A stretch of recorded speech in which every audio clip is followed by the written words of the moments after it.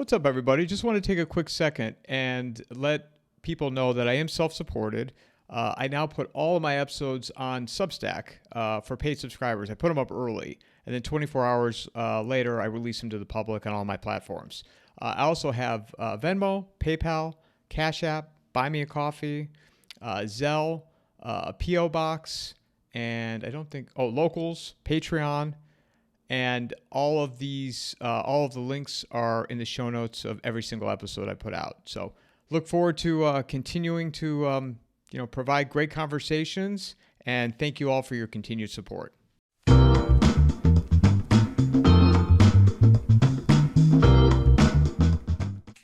said we were talking about Mission Impossible right before I hit the record button. It's like, well, let's get this in here too. People get pissed, but who cares?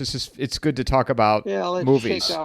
Shake off the fuckheads. They are intensely political movies, especially the ones written by Chris McQuarrie. Or for those of you who don't know, like, I follow this crap because I care. Like, Chris McQuarrie, the first thing that everybody would know anything about him would be he's the guy who wrote The Usual Suspects. Oh, that was a great movie. Fucking fantastic, great ending. It's a great writer, and I just found it really interesting. I didn't realize that. I knew that, and he's written a bunch. He and Cruise have done a lot of work together. But what I found really interesting is I remember watching Rogue Nation, which was the first one he wrote and directed, which is number 5 for those of you who are keeping track. And it's where the first time we ever saw Rebecca Ferguson in a real. Oh my God, she's amazing. That movie is really dense and really interesting in terms of how deeply you watch all of the intelligence agencies fighting amongst themselves. And the plot of that movie, the more I was watching it again last night, and I was reminded of just how devious all of the various intelligence agencies of the West are. The CIA versus the IMF versus the MI6 versus this one. It's really, really good. And then it only gets They're worse really like crime syndicates, right? They're really like crime syndicates. They really are, especially they're really mob families. Really are. And it's really fascinating. Like the whole McQuarrie storyline that starts in Rogue Nation and works all the way through a series. The last 3, and now the one that's just come out. So I'm going to see MI8 on Sunday. I just set it up with my family. Looking forward to it. I've been watching these movies now for a while, and I find myself going, why do I like these so much? And I'm like, oh, it's because the politics are all right, and they've been a little ahead of the curve over the last 15 years. You've said this now a couple of times. Can you say exactly how the politics are right for you and what they are? Oh, I think they're absolutely trying to explain to us what the freaking problem is. Like, if you haven't watched MI7, the bad guy's a rogue AI, and it's literally them working against the ever more perfect technocratic union of something like the European Union. But the AI being a proxy for that kind of thing. I think, I saw it then as I was watching MI7. I've watched that movie 3 or 4 times, and 6 is, 5 and 6 are about rogue intelligence assets trying to remake the world, trying to burn down the old world because they've been betrayed by their governments, and trying to usher in, a new age through extreme suffering. And it's really fascinating. Where does the Tom Cruise character fit in? Well, he of course is on the side of like trying to see those movies are all. It's those 4 movies where Ethan Hunt, played by Tom Cruise, always chooses saving people and trying to preserve life. That's his main focus, is always to preserve life. And so that's his ethos. And that means that the plots get incredibly convoluted as he tries to work his way out of these insanely difficult puzzles that have been placed in front of him in order to not only save the world, but save all the people. And I find it, and I find them. And then as the series has gone along, personally, all the stakes for him keep rising as the villains keep forcing him to choose when he doesn't want to. And so they're really quite well done. from a I wouldn't story ordinarily perspective, I find think it's myself in really a movie theater at this time of year on Memorial Day weekend, but since it's going to be rainy and 50 degrees all weekend, maybe I'll actually do it. if you haven't seen, I would, but I would really absolutely you need to watch MI7 first because it's part one of the last two Oh. films together are one big set. So MI7's on Prime for free right now. Go ahead and watch it. It's 2.5 hours. It's worth your time. They're all actually on. They're all actually available. Other than five, I think is the only one that's not available on Prime right now for free. So I just saw the first two. I saw 1 and 2, and I haven't. I heard they get Yeah. better. Is 3 good too? they got so much better. So like one was fine. Two, the John Woo movie wasn't very good, and I left them for dead until I saw MI5. Like I didn't see another one until we went to see MI5 in the theaters because I think it was like the only thing out. I just felt like watching a movie, and then I'm watching those. I'm watching 5 and 6, and I'm like I don't even understand the plot points. And then I go back and then we went back and rewatched them all, and I'm like, oh, there is one nice long form story here as it plays out from his perspective, Tom Cruise's perspective. So there is very much continuity in that respect, and they've done a credible job. But at the end of the day, they really are, eye candy. Certainly, they are a stunt fest. So I'm not going to argue that, but they're really well done for what they are, and they actually elevate slightly above what they purport to be, I think, and that's why people like them so much, guys. They're quite good. So. Yeah, I've been finding myself talking about the movie Falling Down a bunch of my conversations over the last week, and that movie has so much. Who's the lead in that? Michael Douglas. Michael Douglas. Yeah, where he loses his mind basically. Well, he right? plays I mean, some bureaucratic schmo who finally loses his shit. finally breaks Yeah. and okay, goes I on a remember it. spree around Los Angeles on foot, I guess, mostly, just bashing people around. It's I remember seeing it when it first came out. As I said, we said off camera, Mike brought it up earlier. I think I've watched it once since I saw it in the theaters. Yeah, I haven't me seen it too. again. I've been meaning to watch it again recently, but it's because at this point it's definitely a meme movie. And Michael Douglas plays a guy whose name we never learn, right? Who just snaps and goes around LA, and he's like, and it's like the first movie that really embraced the idea that we're losing our culture, and we're losing our sense of everything. It really is about that. Speaking of which, I was watching Tucker Carlson interview. I'm gonna do an insert here. Tucker Carlson interviewed Sean Ryan. Now it was on May 19th, and there was this funny part where Sean Ryan said, "Everything is bullshit." Tucker Carlson says, "What do you mean by everything?" And he says, "Everything." And I'm going, that's pretty much true. Now, the reason I was watching, I've been binging a little more Tucker than usual because I was actually supposed to be on Tucker on May 19th. And then I got displaced by Ryan. So I said, there must be something good here. It didn't. I thought there'd be something timely where Tucker said, okay, got to call an audible at the line, boom, substitute, and Ryan Collum can go, suck eggs until 1st June and now July, it turns out. But there was nothing special, nothing I could see that was timely. no, and I thought he was kind of boring. It was kind of, he was. He didn't have much to say other than, That's than right. he That's was right. he was disgruntled in 117 different ways. But the everything is bullshit. Yeah, Kind of caught my well, attention because it just feels that way. There's not a narrative out there that you can't say, I think that's bullshit. I had a friend call. Sorry, Jim. Go ahead. Well, I think that the one position that remains in that is that you can see through the bullshit, and then That's the problem. This episode is brought to you by Vaulted. Launched by McElvaney Financial Group, with Vaulted, I literally just tap a button and I own physical gold stored in a professional vault. Vaulted is offering all of my listeners $50 of free gold when you click on my sign-up link. They have a tool called Vault Plan that allows you to passively add your gold position every month. Just activate it for 6 months and you will get $50 of free gold in your account. Click on the promo link in the show notes or go to vaulted.blbvux.net/coffeeandamike. I think all four of us see through the bullshit. Although Mike has turned so dark about everything. It's all Right. bullshit to Mike.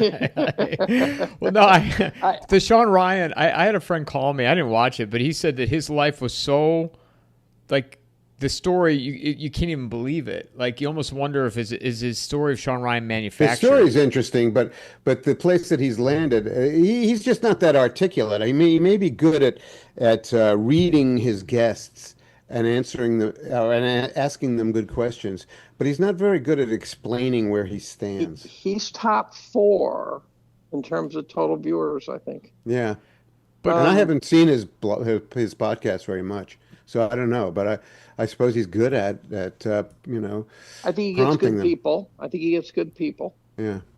Unlike Mike, who's bringing in the dregs. The same losers over and over again. Yeah, just a bunch of. It's like leftovers. Oh, really? We got to heat the lasagna again. Fair enough. Yeah, except a lot of people like leftover lasagna. No, and you wonder, I and then know. you wonder why Mike. The And then second day, right? I was gonna say, and then you wonder why Mike's so dark about everything. Right? I know. The 3 of us ruined them is another way of putting it. well, it's, like again, my friend said with Sean Ryan. Okay, we have a real fucking problem when I'm the optimist in the bunch. Well, So- yes. I thought that was me. No, Well, But just hey, let's get back on the what is reality track. I Pretend know. we're the Firesign Theater. I know. Oh, Dave's not here. A classic. I've been, so my wife is constantly telling me about things that's Trump's doing that's really awful, and I go, how do you know it's true? Right? I keep coming back to the how do you know it's true? She's getting told all sorts of things, and here's examples that I've heard. I heard rumor that some grad student got kicked out of Princeton chemistry for jaywalking or something, right? And got sent home, right? So I called a friend, or I emailed a friend who was a former colleague who's not Princeton. He said, oh, it's much more nuanced than that. He was doing all sorts of fucked up stuff.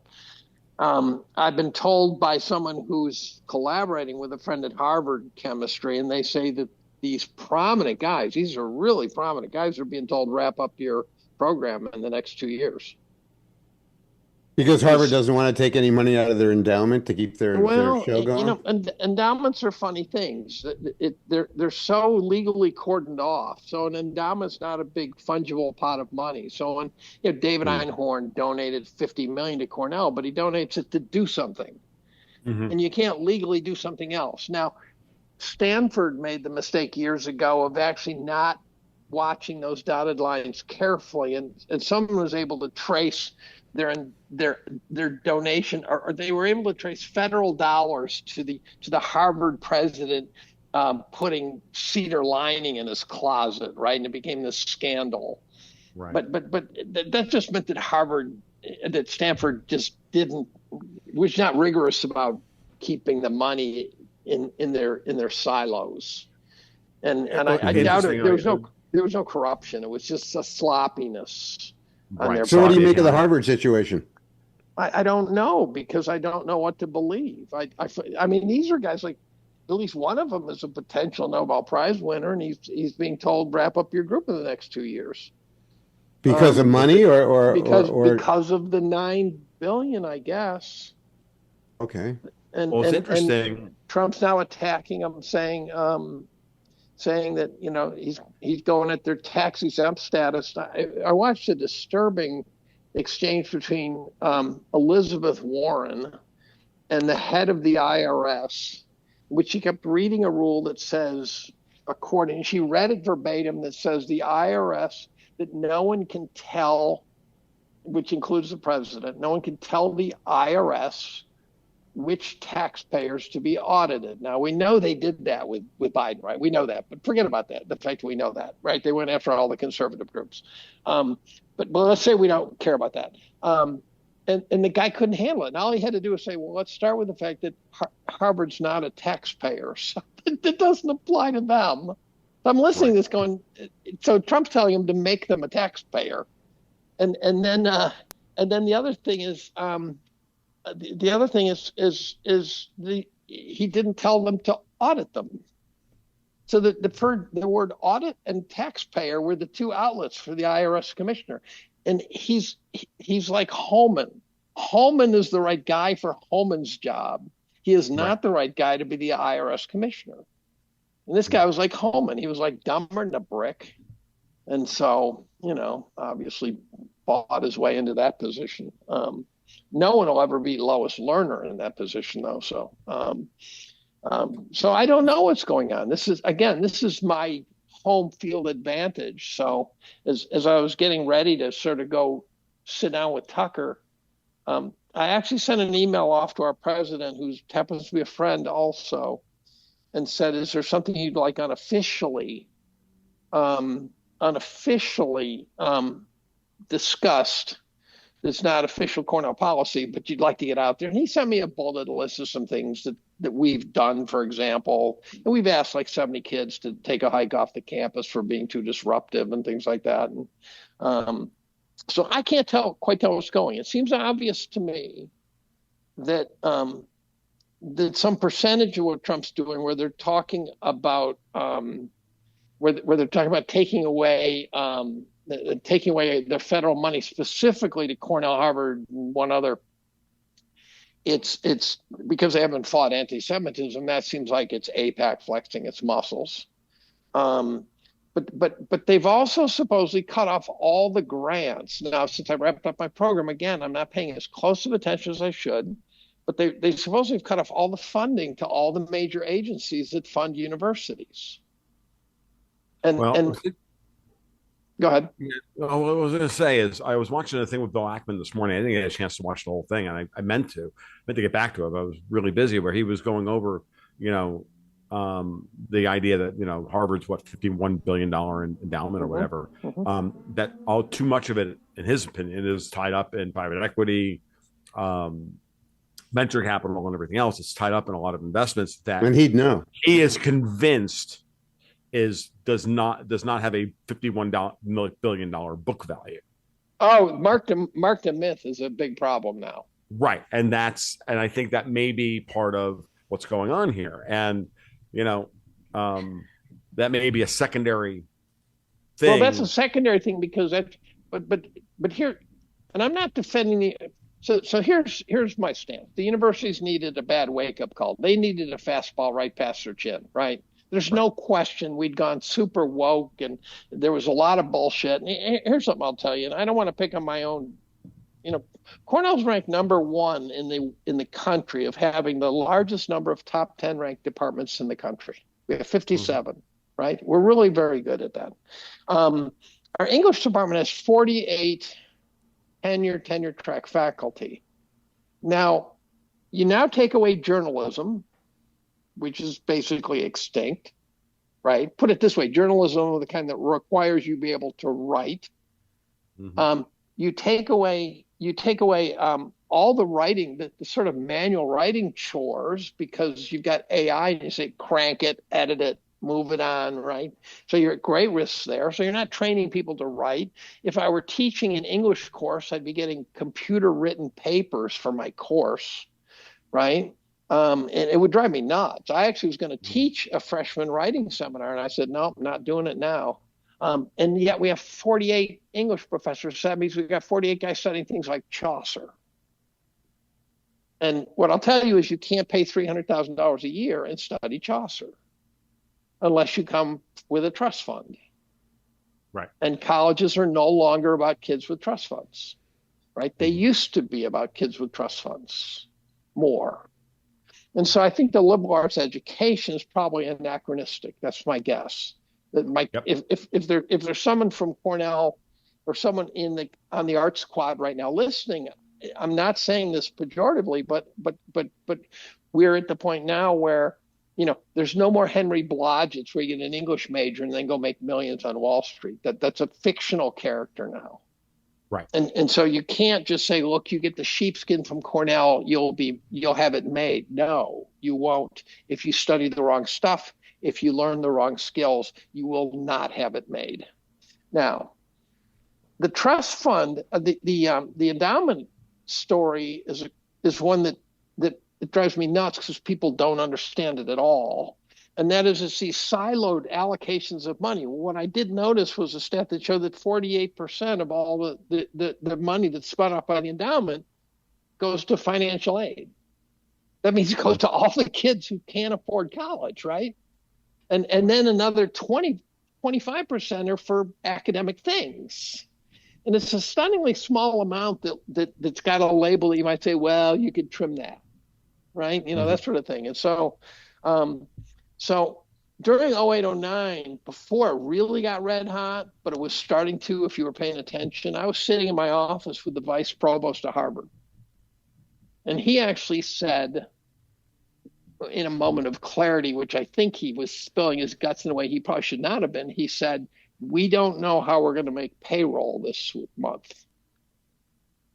And it's the liquidity problem, which you mentioned in terms of private equity. Now, the universities are talking about getting rid of their private equity. I think there are smart people here, and they're saying this private equity is going to be a nightmare. The next crisis is going to have private all over, whether it's private debt or private equity. It's going to have crisis everywhere. It's going to be private everywhere. Melody Wright is going to be private.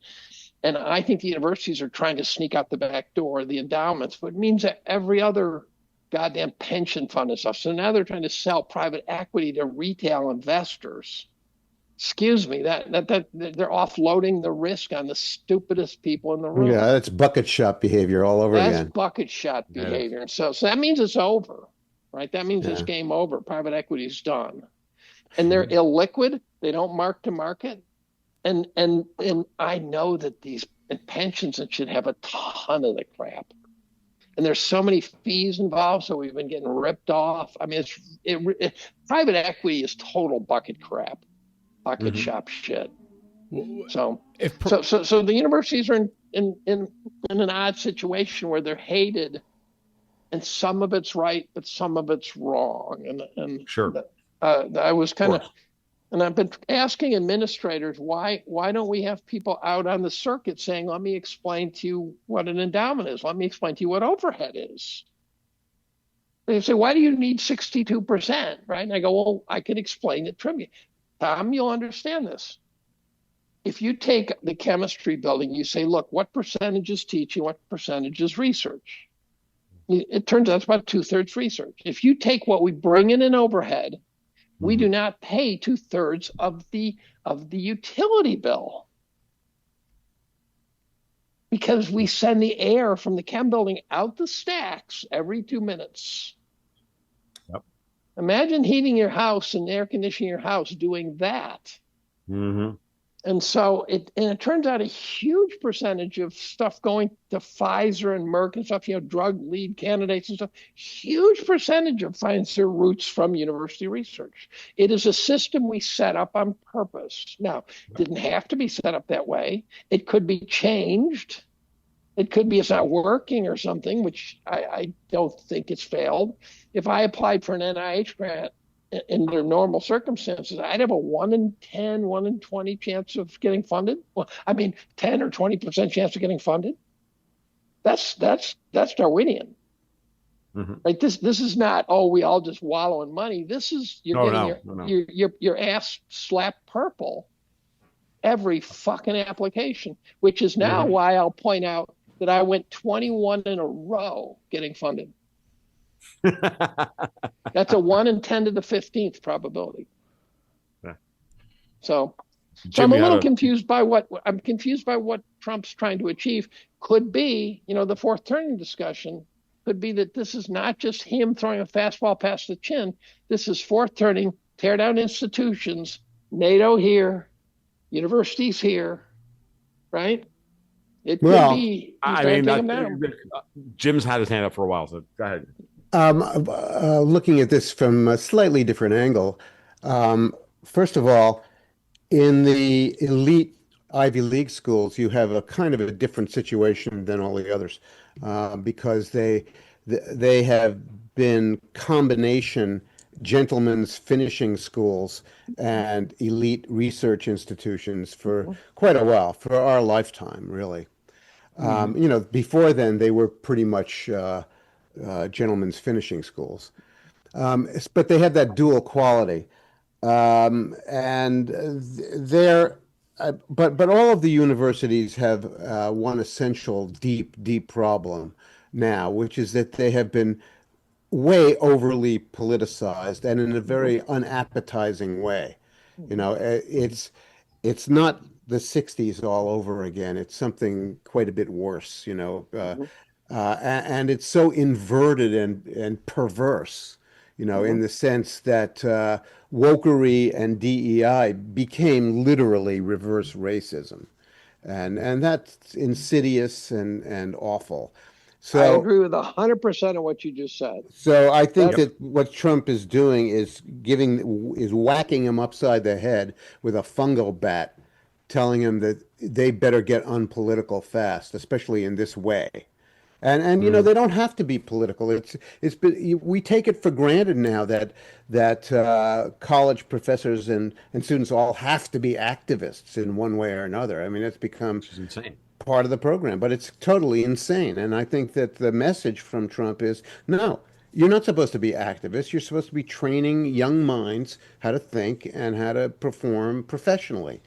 And Exactly. so there's that angle, which I think is important, and also to separate the Ivy League schools from everything else is important because, you know, the Ivy League schools are, as we've been saying, you know, in one way or another, you know, apart from the private equity problem and the quality of their investments, they're much richer than everybody else. But you have these thousands and thousands of lesser schools, ranging from the major state universities down to all the little small colleges and small liberal arts schools and community colleges. And I'm convinced that they're toast. They are I not going think to we make might it. save the community colleges and core out the middle.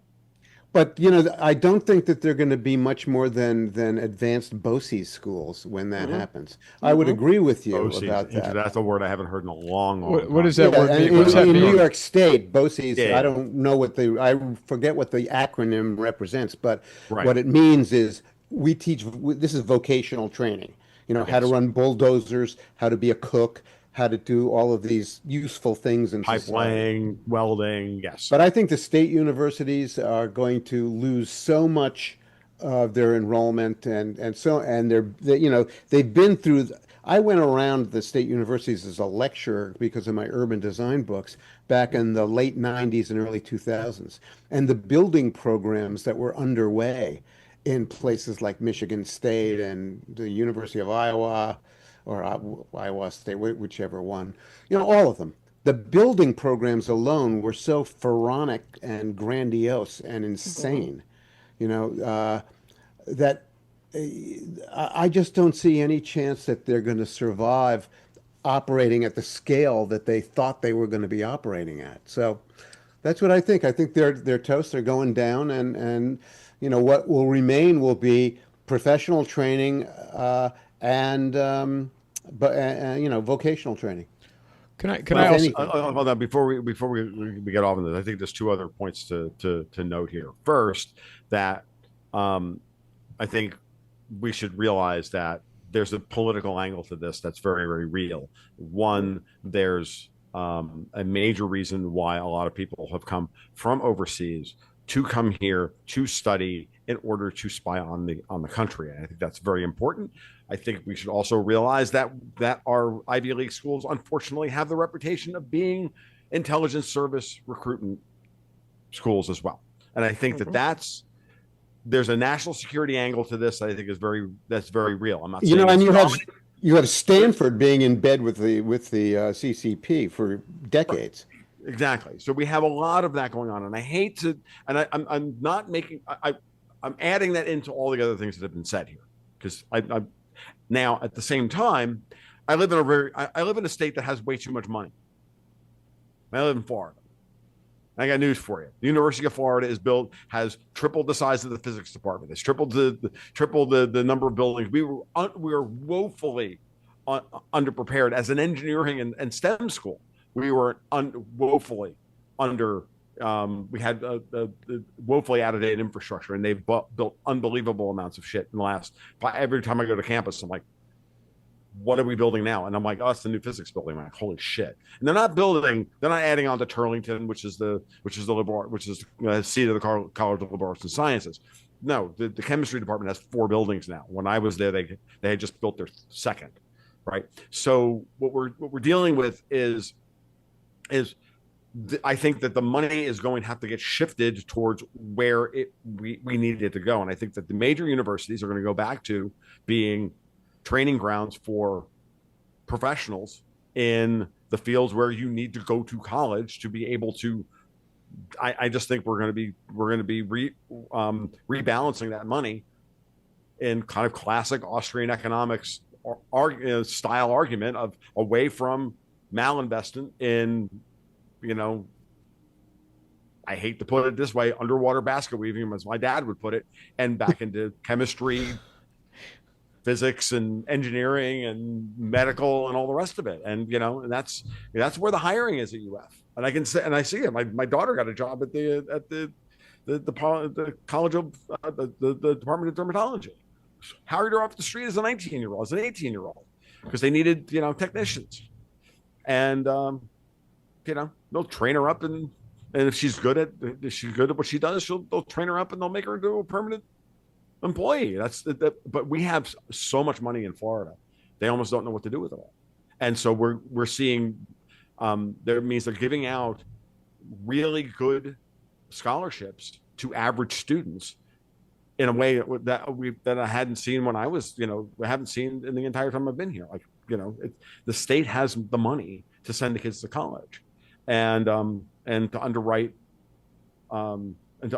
the education of the next generation of kids. And it depends, but again, it depends on the state. The bigger problem is whether or not the big question we should all be asking is whether that money that we pull out of taxes should go into the federal government, how the federal government take its 35 to 75% cut, and then distribute the rest of it out to the universities that way. That's the question. How should the funding go? Should it happen at the state level? Should it happen at the federal level? Should it happen at the local level? I don't know. But I can tell you that where we have money, ain't no worry about the university, for example, the University of Florida, or even Santa Fe, which used to be a community college. We used to have UF and Santa Fe in Gainesville, because Santa Fe was a 2-year community college. It is now Santa Fe College, and it is a full-blown It is a full-blown 4-year school that has 35,000 students.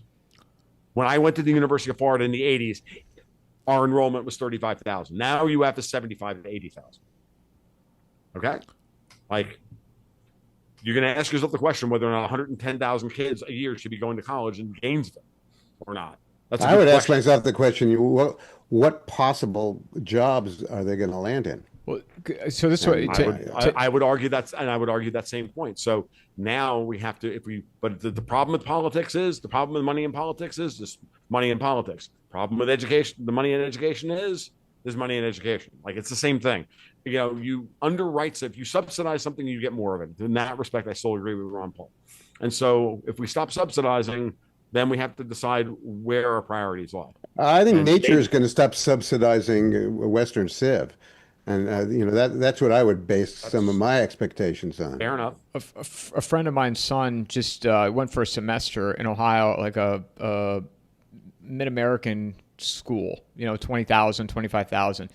He went for he went for one semester, and pronouns, that was in the classes. And then one of the professors gave everybody off a week to heal after Trump got reelected. Yeah. Well, you're paying. So of all the Trump achievements, the one that was most dramatic was the knocking the wind out of the woke movement. That was a big thing. That was so instantaneous. That was so instantaneous. But they're still doing it. Sick of it. But they're still doing it though at the universities. That hasn't stopped. Well, and they're going to be punished for it. That's right. They're going to be punished for it. The way things happen, Mike, is like everything else. Things aren't state. Societal changes in the state function. We don't go from on to off. They aren't diodes. They are curves. They are processes. They are cycles. You hit your peak and then you start moving over. And we tend to focus on, and we're good at it, seeing the shifts. You see this shift in the acceleration rate, and to use it in mathematic terms, woke was positive acceleration, and then it hit its peak, it hit zero, and now it's on the way down. But there's going to be places where it's still. It's like putting out a forest fire. You're going to find patches of burning shit the firemen got to get to. And I saw a web page of one of Cornell's bio departments. We have 500 and something biologically related faculty, 500 and something, and the website was like 5 paragraphs straight on woke. It wasn't just a declaration at the top of the page. It really was. It really sounded like it came out of gender studies or something. And so that stuff will take a while to clean out. The Harvard University president stood up on national news and he got interviewed. And he somehow chose, instead of to defend the research role of Harvard and the $9 billion, he said that we can't give up on DEI. Is this Garber? I don't know his name. Alan Garber? At least it's not Claudine Gay. And I'm thinking, you got $9 billion being jammed up your ass, and you decide that you're going to actually fight that fight? Which he's not going to win. That's remarkably foolish. It does speak to their ridiculous sense of entitlement. And what's curious to me is that a lot of the DEI hires who became the diversity deans act as privileged as the old WASP plutocracy of old. They just instantly kind of segued right into that kind of behavior with no problem. Well, Douglas Murray, before destroying his career in one fell swoop, was making the case that we're all laughing about how they wouldn't get jobs, and then they all got jobs. He goes, "Holy shit! I didn't see that coming." Right? It's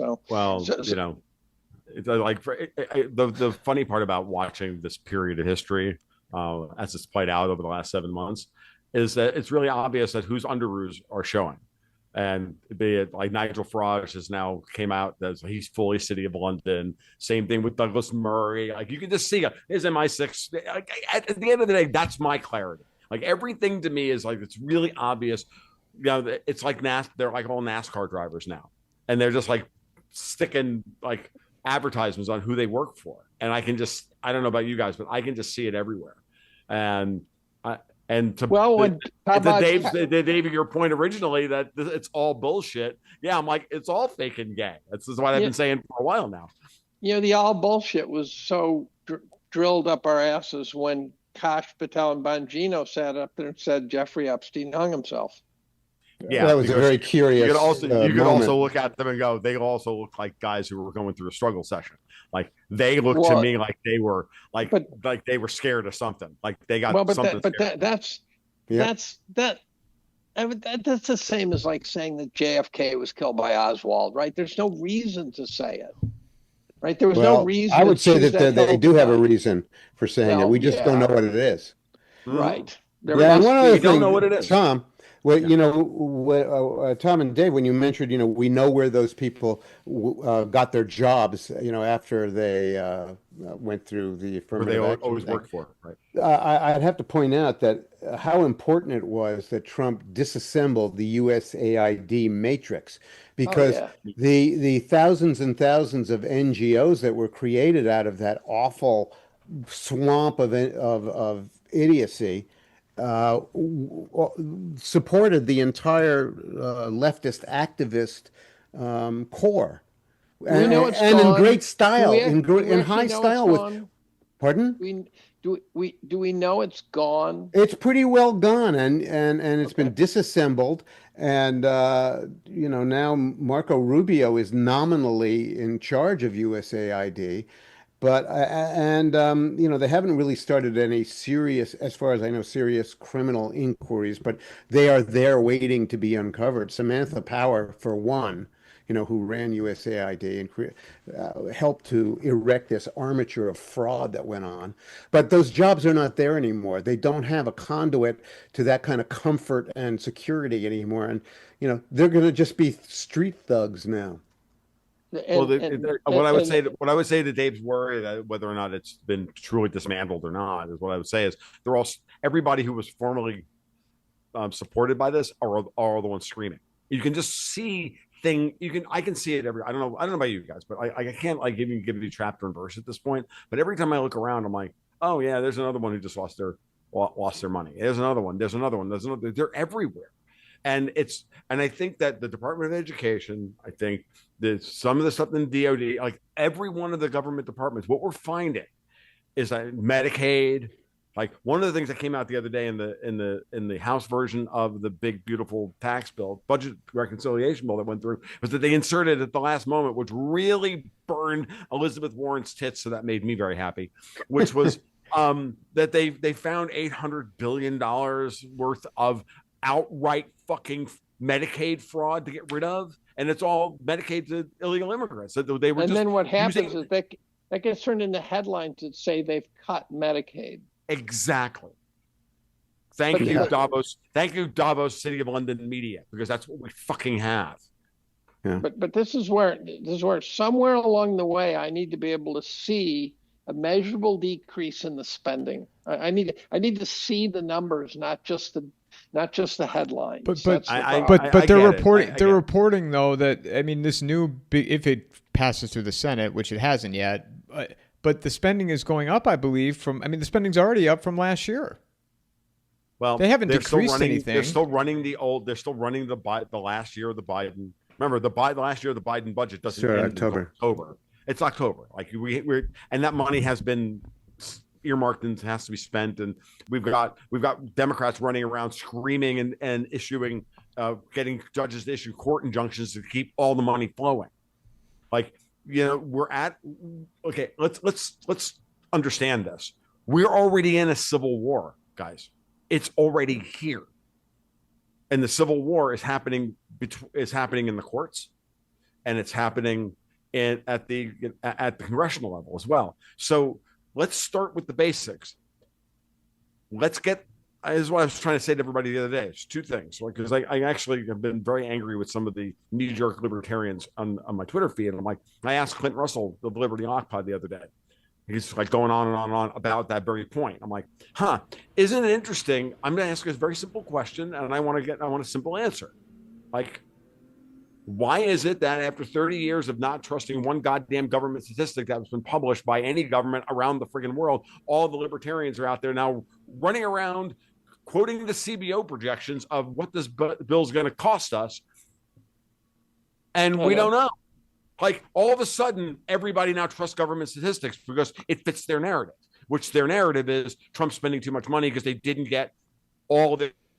Or that's the equivalent of holding his feet to the flames and saying, make sure you do cut. I'm sorry, say that again, Dave. I missed it. It could be that what they're doing is saying they're putting pressure on him to say, make sure you do cut. I tell you, I became despondent. I'm at the point now where I know these people really well. I've traveled in these circles for 25 years. I know exactly what I'm dealing with. I'm dealing with people who have oppositional defiance disorder.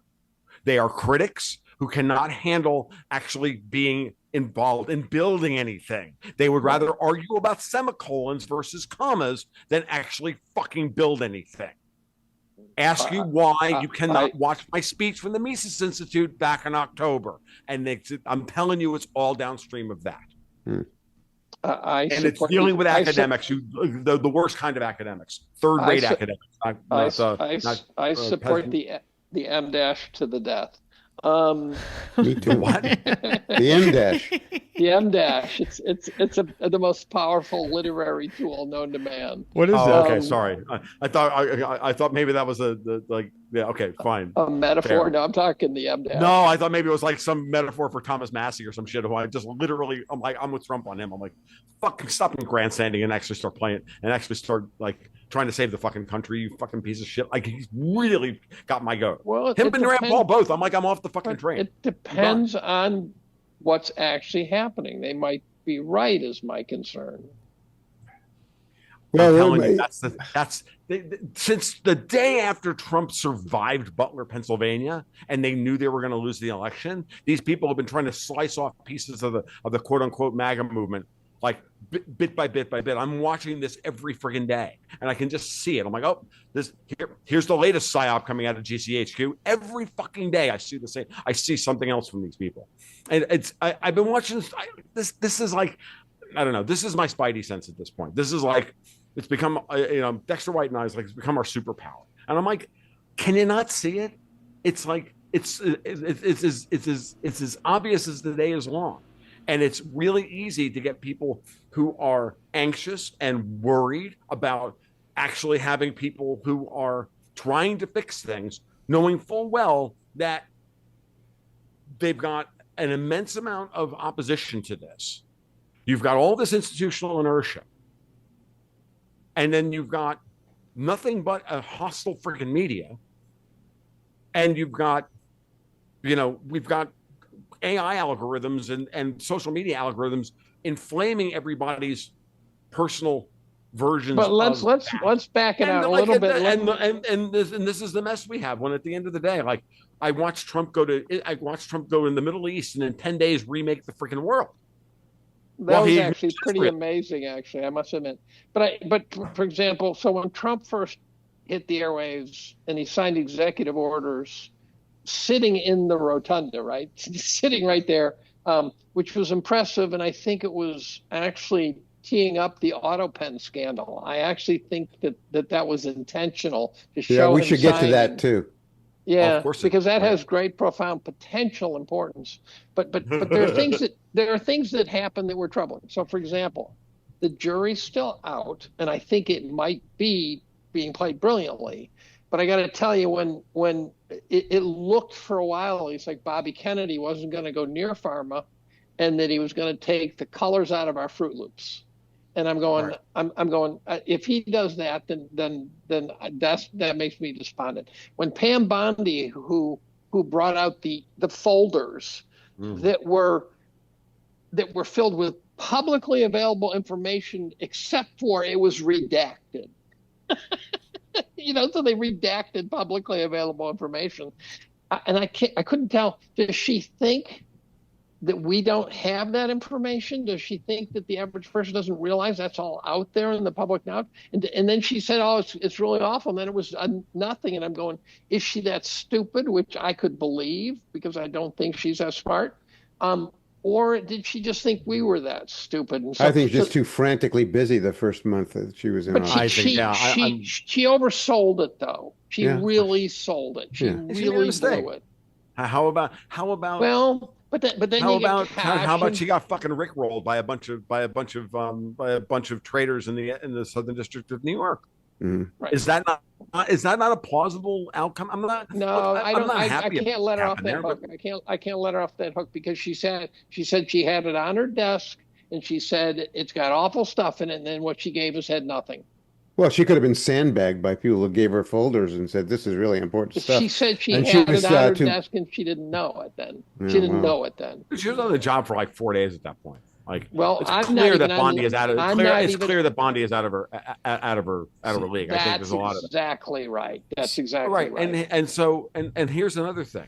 Trump was out of his league in 2016, 2017. Absolutely. As well. Georgia Maloney was out of her league when she first took over in Italy, Absolutely. by the way. And she survived. So why don't we just watch the process and watch the mature? And remember that. So I tell my colleagues, I say, look, ask yourself, where are we going to be in a year? Stop looking where we're going to be next week. Ask where we're going to be in a year. And if you're still okay and we're still okay and they've made progress, then you got to give it time. You got to give it time. Yeah. I'm just what I'm doing is watching with.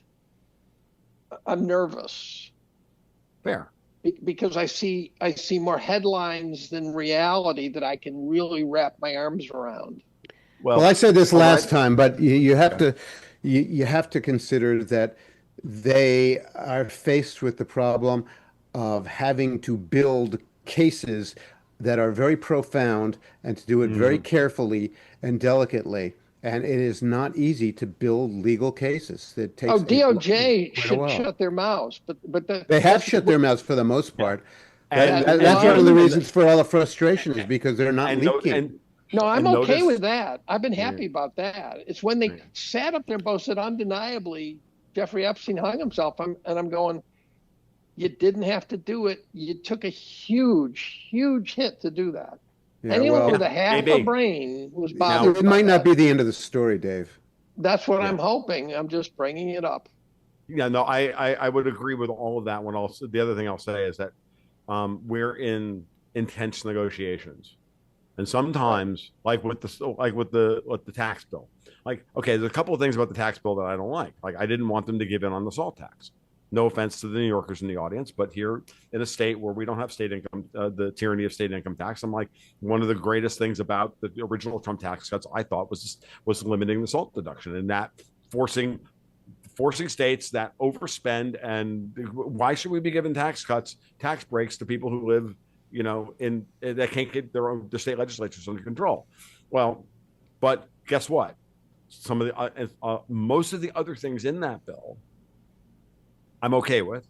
And at the end of the day, I don't want to shit the bed in order to die on a hill, because this had to get done in order, because the grander plan here, and I think the grander thing that is missed when we get into all the details, is you got to get this done so that Trump can ignore Congress for the next 18 months.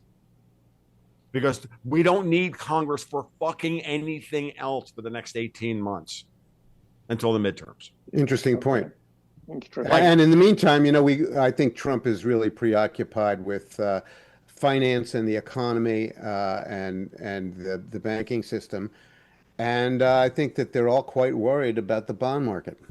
Oh, they should be. So as long as we're going there on that, and then we make sure we have time for the AutoPen stuff too. But the bond market, I wonder, and I want to get you guys' thought on this. Because Japan, from what I'm reading, Tom, is that the red flashing light right now we need to be watching? No? I'm watching all this shit, and all I see is the same thing I saw a month ago. Synthetic LIBOR ends on the 31st of March. Trump announces the Liberation Day tariffs on the 2nd. By Friday that week, they start the attack on the SOFR strip versus the 10-year. I watched an insane amount of unbelievable fucking attack on our money markets, on SOFR, which we weather. No crisis. A little bit of, okay, we had a dip in the Dow. We had some volatility. They attacked the bond market. Everybody and their brother wrote every fucking headline imaginable. The bots were out in full.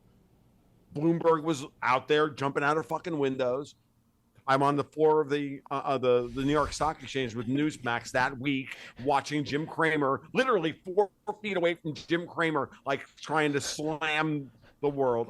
I'm watching this going, okay, am I watching, like, you want to talk about bullshit? You want to talk about fake and gay? I said it then, and I'll say it now. That was Europe.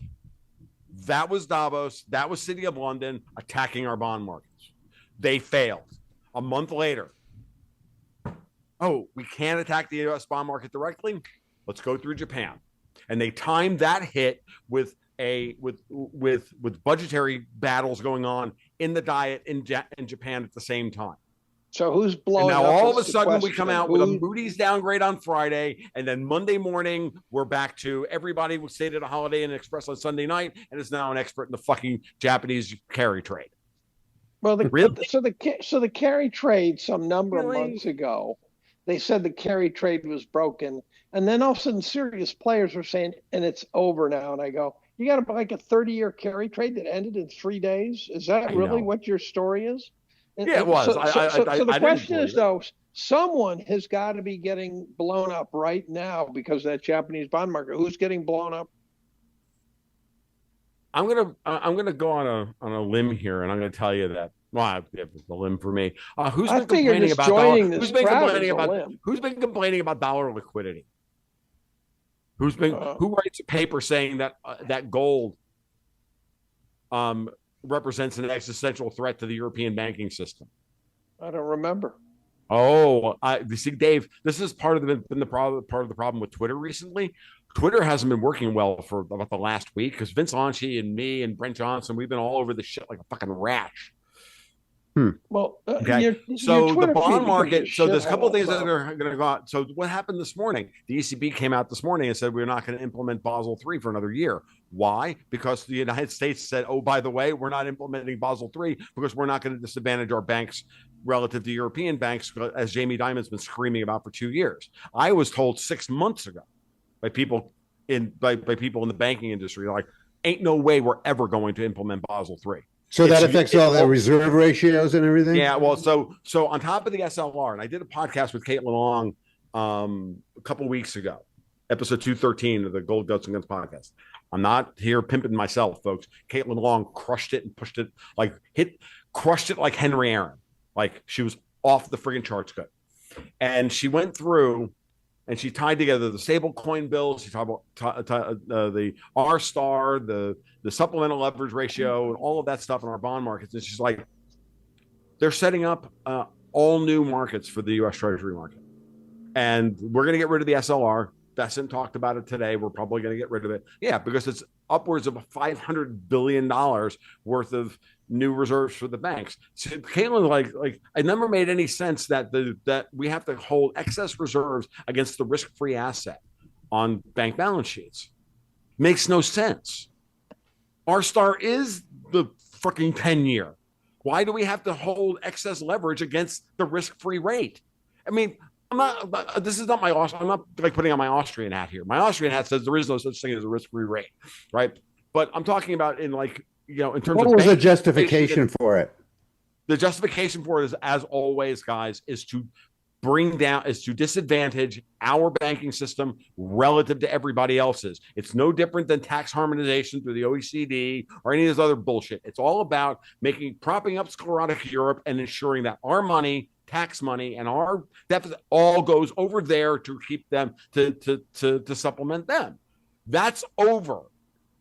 Trump is literally setting up with tariffs and all that. I can see it all in front of me, like the tariffs, the changes of the banking system. They are going to enforce a domestic par on the dollar domestically that is lower than the offshore dollar markets. We have the power. We have SOFR. We don't have LIBOR anymore.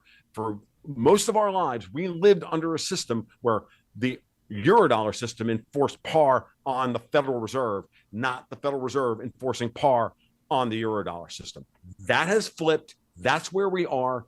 That is what everybody is really screaming about. And where does that leave the Europeans? It's downstream of that. Where does that leave the Europeans? It leaves them desperately trying to cobble together a digital euro. It leaves them needing to fucking tie us into a war in Ukraine. It leaves them. Trump is going around the world, literally cutting everybody off, cutting the Europeans off on all their forms of physical capital. They just installed Mark Carney in Canada to try and set them up as an offshore shadow bank and dollar liquidity pool to attack us with. And I got news for you: Trump's is going to kneecap them because British Columbia, Alberta, and Saskatchewan all want to leave now. I just got back from Calgary like 5 days ago. They're all like frothing at the mouth, ready to secede from Canada. I'm like, not yet. You guys have a lot of work to do. Yeah, but I'm dead serious. I'm not talking about scrubs here. I'm talking about people who are prominent members of Alberta's economy. Yeah, and they're done. And all across Canada, it's since this is the story that nobody can the individual headlines can't tell you. You have to take the step back and ask yourself, what is Trump doing on Thursday and Friday to set the talking points for the next week? He does this every week now, if you haven't noticed. On somewhere around Wednesday, we have peak volatility during the week where everybody's fighting amongst themselves. Trump comes out and he moves in on Thursday and he says something different. He goes 90 degrees in a different direction, says some goddamn thing, pisses everybody off. We get into Friday, they respond some other way, and then they spend all weekend coordinating their talking points as to what they're going to do on how they're going to open the markets on Monday morning. They write their little things to Emily's List, and everybody gets their talking points, and you see it on Bloomberg and Financial Times and all the rest of it. And then we have a Monday and Tuesday, they run their thing. And this week it was the Japanese yen carry trade. When the Japanese finally have a 40-year bond rate yield that's somewhere close to their inflation rate. That's all it is. And everybody's like, "Oh my God!" Like they're lighting their hair on fire. No, but it becomes it becomes an oh my God when you consider the number of possible people who were counting on that not being true. So it's not and that gets back to the private equity guys and all the other guys who we were talking about earlier, and what Bill Ackman's talking about with all the endowments. I think those are the ones who are in the biggest amount of trouble. But I just don't think at this point anybody in Capitol Hill gives a fuck. I'm dead serious. I'm like, Trump just said it the other day. We have a fucking country to save, and I'm not worried about this shit. Pass the goddamn bill. I've got work to do. It's the entire pension system, not just the endowments. Sure, but we've been at 4.5% on the Fed funds rate or higher for over 2 years now. Right. We're not at 1%, Dave. No, I know. I know. And people there are commodity stocks out there. There are commodity stocks out there that are sitting in the fucking dirt, trading at 6 times earnings, throwing off 6%. Boy, like, they're not hard to find. Well, but I guess not that hard to find. They're trading at 9 times earnings or 7 times earnings. I was looking at my portfolio this morning, going, "How in the fuck are these things trading at this level?" Well, they can be dividend traps too. You can sit there, be looking at a commodity stock. A great example is the platinum miners, where they were trading at PE of 6 and dividend yields of 6. Next thing you know, their PEs are infinity because they don't have earnings and they have no dividends left. You go, what the fuck just happened, right? That's not what's happening. I'm literally looking at REITs that are like raising their dividends and their stock price is falling.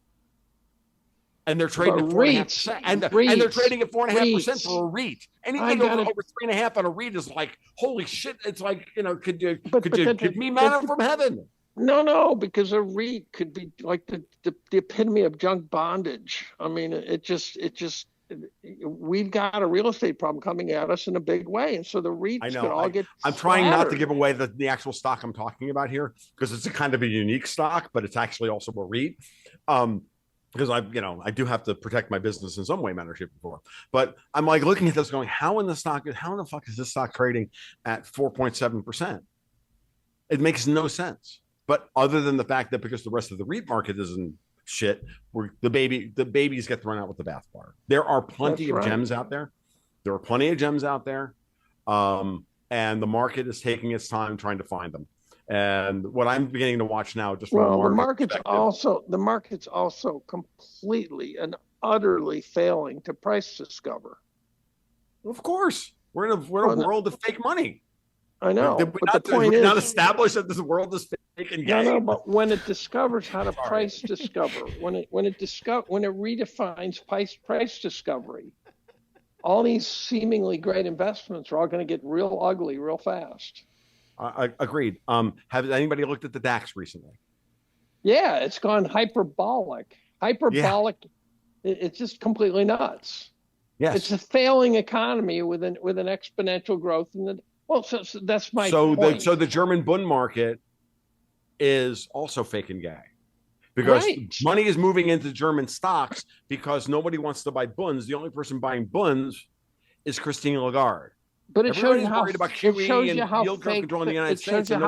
the market is. Like, for example, the energy that people talk about energy. Well, the price of oil is pretty low, and if it stays low, these energy companies are going to quit paying dividends.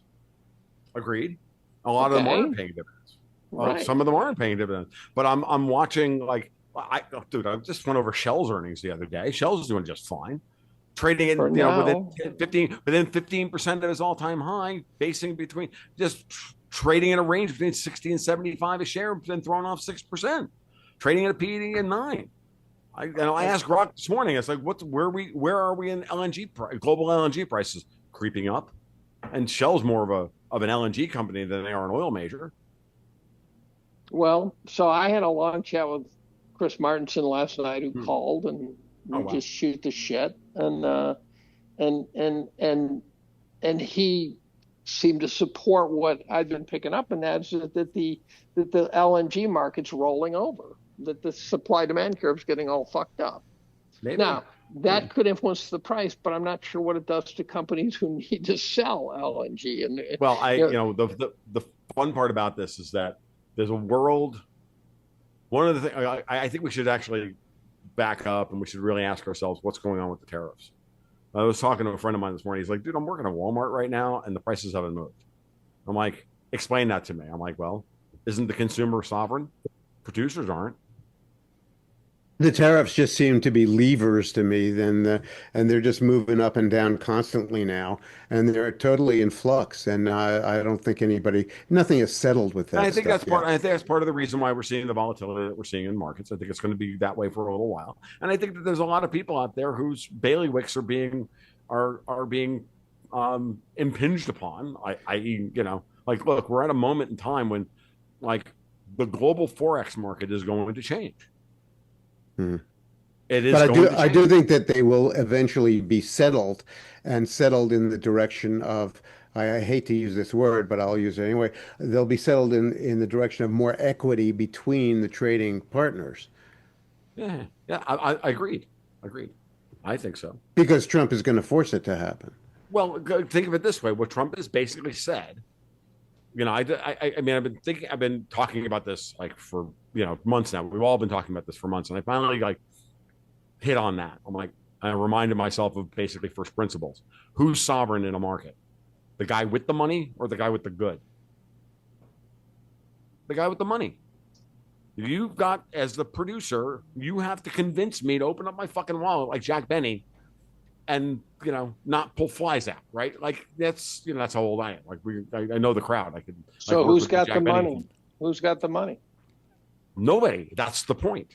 So that's my point. I understand that, Dave. But in how you deal with rebalancing global trade, what we've been doing for years is we've been saying to the U.S. consumer, not only are you going to subsidize offshore production, you're then going to pay a premium to buy that stuff back. So we were getting fucked coming and going. And all Trump is doing is saying, hey, why don't we tell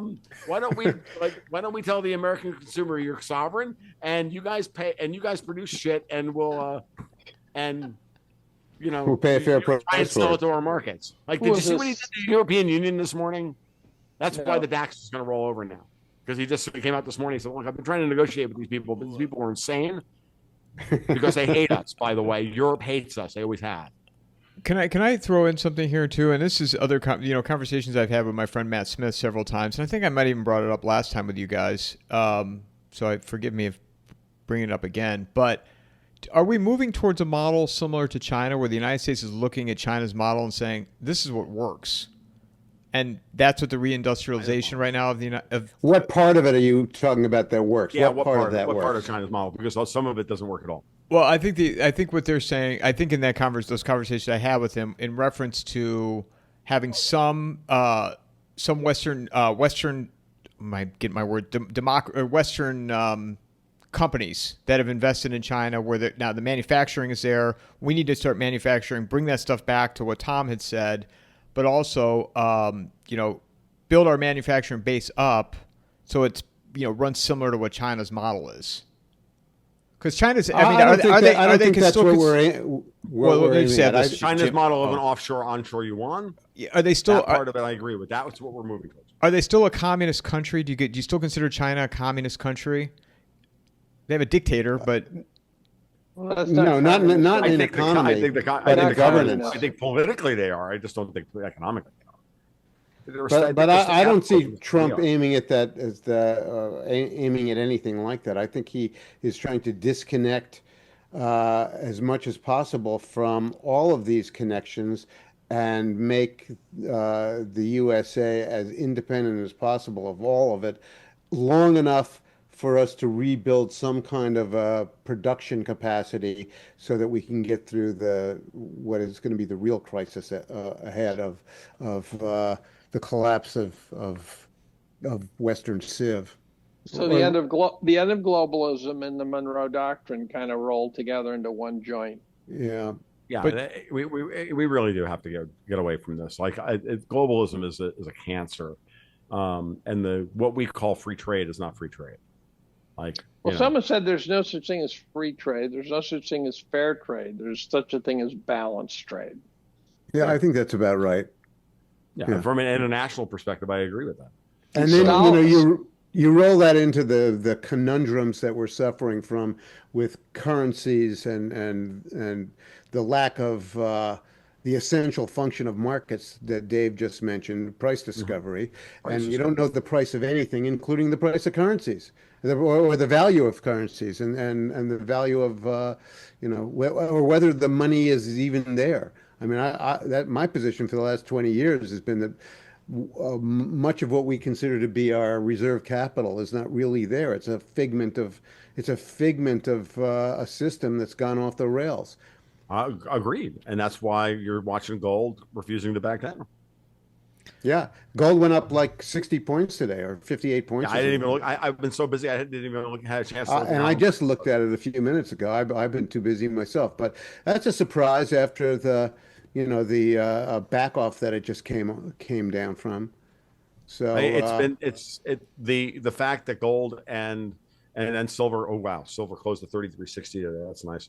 Now the big one, the thing that I'm looking forward, I'm just watching copper at this point. Watching copper and silver as my leading indicators for another round of commodity cost push inflation. That and gasoline, of course. So what are you seeing in copper?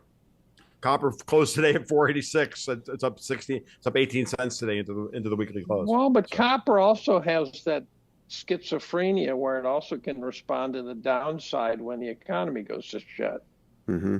So if we have a stagflation, copper could go up in price while the demand for copper is down, right? That sort of thing.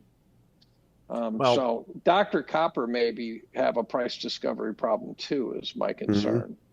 Maybe, but and I worry that the gold silver ratio crowd, which I understand the argument, I worry that the current story is not about, it's not a bimetallic story. It's sovereign states buying gold and saying we don't give one fuck about silver. No, they don't. And so so that maybe that maintained arbitrage, that silver's an industrial metal for a long time. Well, but maybe that arbitrage will eventually pay. I worry it'll pay by gold going down. There's that.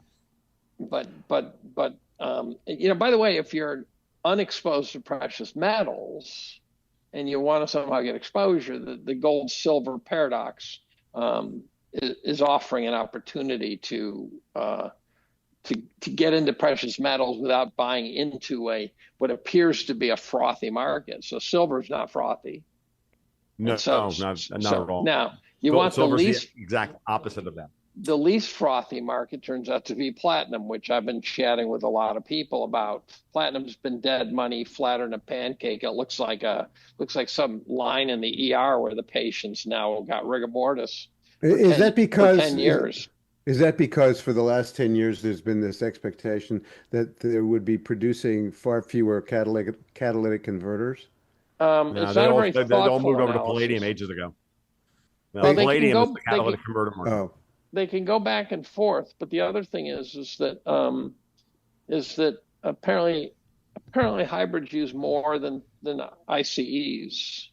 So the guys who think, and I think we're going to stop at hybrids. I don't think we're going to go all the way to EVs. I think we're going to stop at hybrids, because I don't think you want to depend on that charge. I think you want to have that gas tank there too. And I sure as hell wouldn't go to an EV. Really good. I think hybrids are really good technology. And I think that's right. The mixture of high torque, especially, I mean, I've been arguing for years that like hybrid designs for trucks makes the most sense, where you on-demand torque to move a large mass, right, is a really powerful thing. I don't see hybrids for small cars being all that useful. I think for trucks, on the other hand, where you need Ram's been doing that, their e-torque version of that, where it gives, it doesn't have a classic automatic transmission. It has an electric motor that effectively assists the gear changes, and I think it's fraught with problems and everything else, but the basic idea is when you need torque and you're trying to move a 6,000 pound truck plus possibly a load, that extra on-demand torque that is generated from an electric motor is something that you can't beat you can't create that with an internal combustion engine. But once you're at the dynamic coefficient of friction as opposed to the static coefficient of friction, now the ICE is a far more useful thing. So I've always argued for that. And you know me, I'm a petrol head. So I mean, like, dyed in the wool, give me my internal combustion engine, but I will, but from that perspective, I think that it's very useful. The thing about platinum, and I every time somebody says, could you look at platinum for me, please? And I've been asked the same question. And every year I look at the USGS supply and demand numbers for platinum. And because platinum is so freaking rare, every gram of platinum that is used is recycled and put back into the market. And I don't see a there. What I see is every year, it's like one of the few markets where supply and demand are in kind of almost perfect harmony. And the only effect you get in the price of fall in the price of platinum is monetary inflation. I just don't think this. My suspicion. Maybe I'm wrong, but maybe that'll change. If you look at a platinum chart, the last 10 years has been so flat that it looks pegged to me, and that gets me to a geopolitical question of why. That could be something like hurt the Russians, that sort of thing. In the remaining, I will. I'm. You know me. I love arguments like that. Platinum is the one metal that I'm like, yeah, no. Like, I've looked at it. It's like, in the remaining time we have, can we move on to the auto pen thing? Sure. Because we're getting into really esoteric metal arguments here. Fair enough. And if we have some time after, can we talk about Bitcoin if we have time? Sure. Go ahead, Jim. Let's do the auto pen. Well, so what should have been a big question for quite a while now, for many months, the question of whether Joe Biden was even capable enough to act in any way as president. And it was pretty obvious that he couldn't. And finally, this question is being called. And I think that Representative Comer is threatening to bring all of these former White House people into his committee and have them start talking about what that was about. I do think that there's going to be a determination to find out exactly who is acting as president. And we probably have a fair idea now, just by process of elimination. And name them. Well, there's Biden's insiders, Steve Ricchetti and Mike Donlin, and Ann, I forgot her last name, Ann something. I heard Anita Dunn. Excuse me, Anita Dunn. Yeah. And but there are a number of others. I think Susan Rice, who is really just hiding in a burrow through the whole 3+ years that she was in the Biden administration, and no one heard a peep out of her. And she was supposedly the domestic affairs advisor, and she just hid. And yet, you have the feeling that she must have been in charge of something important, if not just transmitting messages from Calorama, where Obama was hiding out, a neighborhood north of the White House, to the people running Obama. So there was a whole operation going on. That's not going to be uncovered. Could even be the Biden pen was like a photocopier in a room, and you went to the Biden pen room. It wasn't much more than an elaborate version of that. But then the question is, what about all what about the bills that he signed and the executive orders that he signed, not just the pardons and things? And is their legitimacy going to be questioned? And if so, what happens then, and what's the process? And is there going to be any kind of criminal accountability for all this? Because it does seem like a nefarious conspiracy to hide a very important piece of truth from the American people about how their government is being run. This isn't just Edith Bowling covering for Woodrow Wilson in a much more primitive type of political setup. This is a very elaborate thing. Especially with the own goal of them having to deal with that, plus the Hur tapes, right? Mm-hmm. The release of the partial interview from Michael Hur on Friday of last week, or Thursday, Friday. Perfectly timed. Right. So the question is this going to blow up? And then the Moody's downgrade that happens at the same time. And then on Monday, they have to come out with, oh, poor Joe's got cancer. That's an own goal. Because, dude, no one, like, it's a very low order probability. Dexter White and I did a podcast yesterday, which I haven't had a chance to publish yet, which I'll get out tomorrow morning, where we go over this for like most of the podcast. We just go through a lot of the mechanics of, you know, prostate cancer, this, that, and all of these things. And we're like, they knew the high probability event is that they knew in 2020 that he had problems. He was obviously a tool. I mean, obviously. They knew of the before mechanisms. 2020. They knew before 2020. Yeah. Jack So Cruz. I mean, on the vascular dementia side of things, I agree. On the prostate cancer thing, it's clear that they had absolutely no business running him in 2024. They were trying to do so in order to have him die in office and then put whoever they want and deny the American people their fucking democracy again.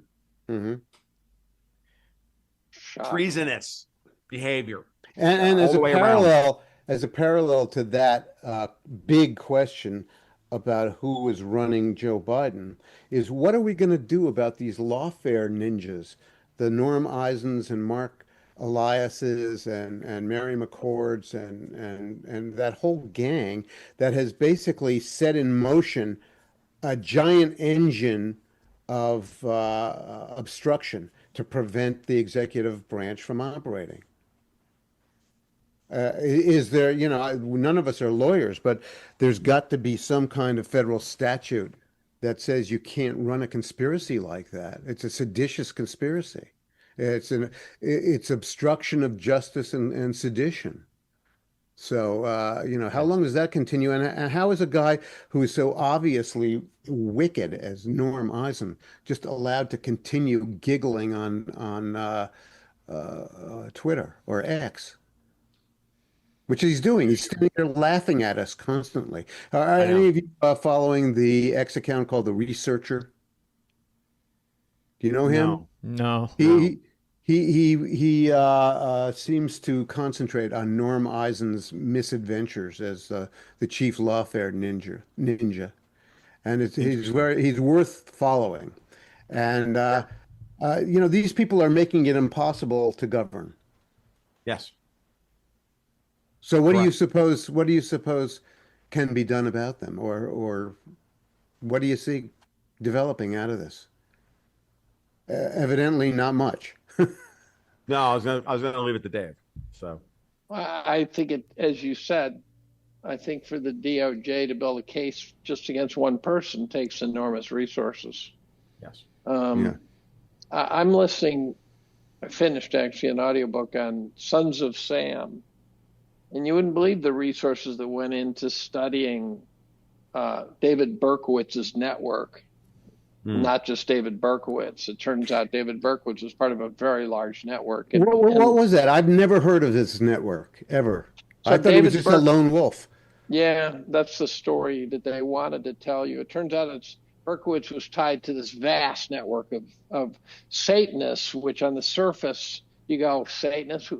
It turns out, I really think the Satanists are the bottom rung of the ladder. Above that, there's all sorts of power plays, drugs, all sorts of political things and stuff like that. So the Satanists produce kind of a standing army of wackadoodles to do shit. But Berkowitz, for example, the Son of Sam's killings, which I was in New York for some of them, he did a couple, and a large number of them were done by other people.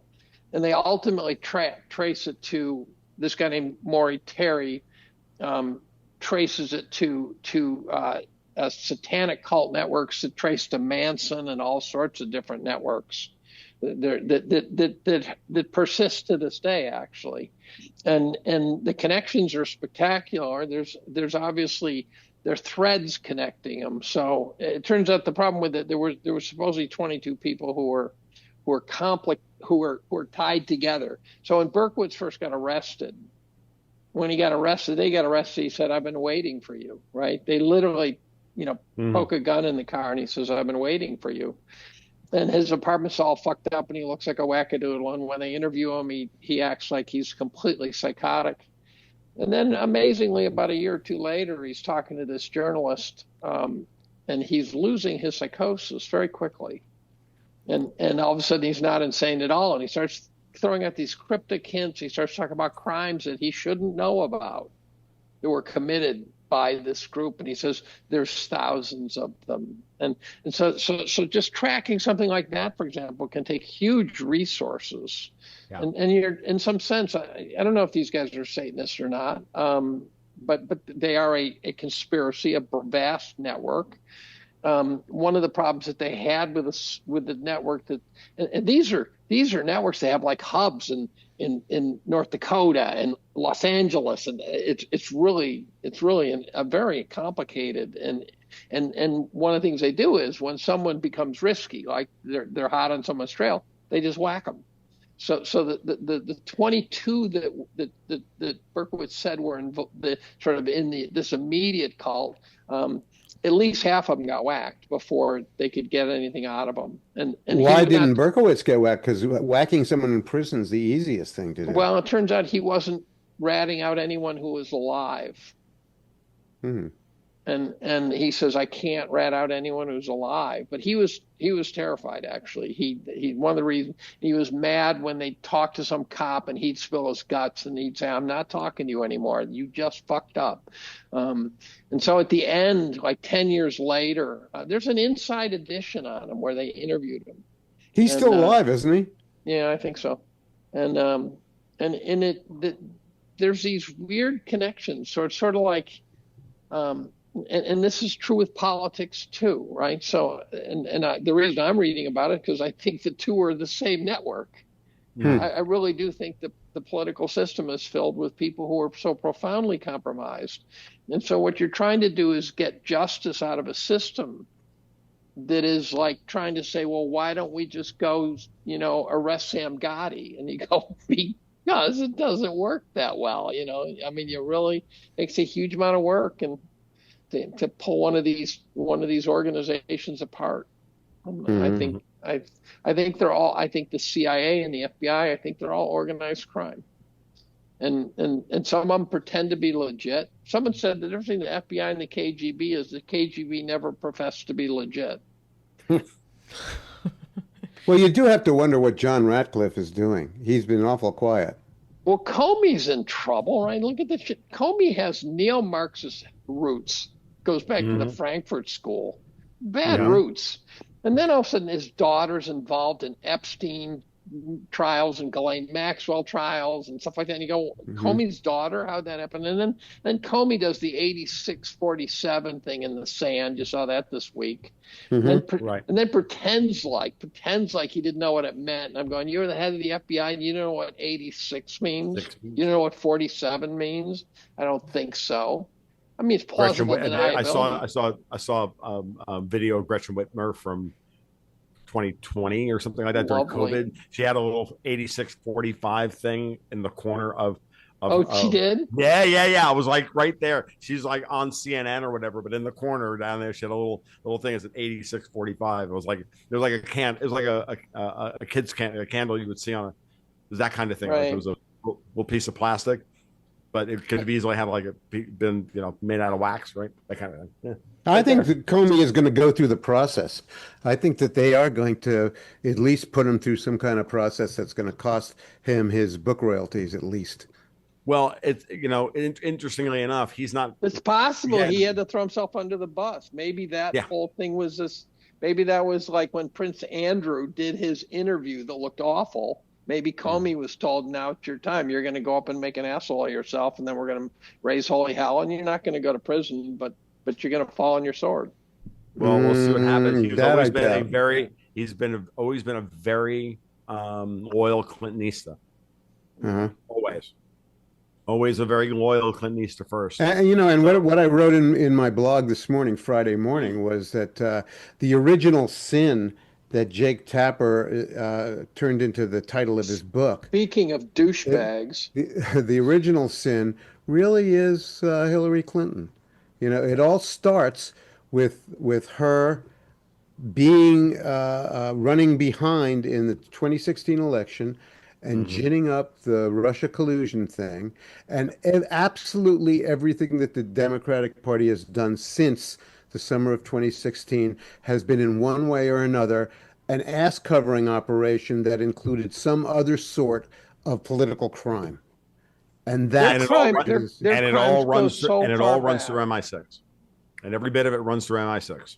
So Clinton goes. I think I told you guys about the JFK reading the poem of Monica Lewinsky when she was 9 years old. I told you that Mm. story. What? Okay, so JFK Jr. is being interviewed on Oh, Jay Junior. Leno. He's on Jay Leno, 1998, right before he mysteriously got whacked because he's going to run for the Senate that Hillary got. But Leno and he are heading towards him reading. So it's clearly planned. It wasn't just, they weren't just winging it. And JFK Jr. pulls a piece of paper out of his pocket. You can get it on YouTube. Just go search JFK Jr. Leno and you'll find it. And he pulls out this letter and he says, this piece of paper, and he says, as he's pulling out, he says, "Oh, I'm so going to burn in hell for doing this." And then he reads this poem written by a 9-year-old girl. And the first line told me, she's been trafficked. The poem starts out, says, "I am a very yummy 9-year-old girl." I go, red flag, right? And she says, "I am yummy in a very weird kind of way," red flag. And then she says, "Think of me as a big piece of dough with all the toppings." I go, big fucking red flag. So JFK and Leno don't seem to understand that this is classic pedophile language. Right? Is it pizza talk, by the way? A big piece That's of the dough? pizza talk. That's right. That's exactly right. And then it turns out it was 9-year-old Monica Lewinsky. Now, why is that important? It's important because it just rewrote the whole Monica Lewinsky scandal. This chick has been a trafficked MK Ultra chick from the start. And then I replay the tape, and you know the picture of Bill Clinton meeting JFK Sr. Sure. Yeah. Has it ever struck you as the probability of that photo? Well, Being odd? yeah, a little bit, but the chronology is there, and Clinton's ambitions, even at an early age, got him to where But he he came he, from he a got in that program. fatherless home. He was a hick, and all of a sudden there he is. Yeah, but There he is. look, he obviously became a very skilled, charismatic, charming politician. Well, is it possible he was already on the track? Of course. I don't If know. you read- I have if a you hard, read a hard time thinking that every person in America is being trafficked. But if you read about the trafficking, one of the things they do is first they break you, but then they train you.